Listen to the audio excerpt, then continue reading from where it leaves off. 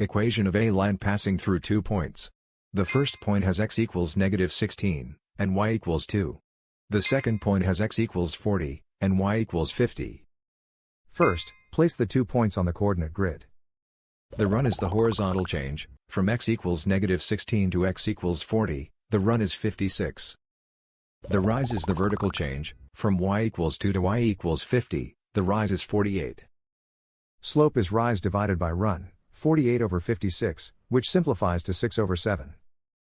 Now draw the line through both points. Start with point slope form, y minus y1 equals m times x minus x1. Then fill in the boxed values. Slope is 6 over 7, x1 is -16, and y1 is 2.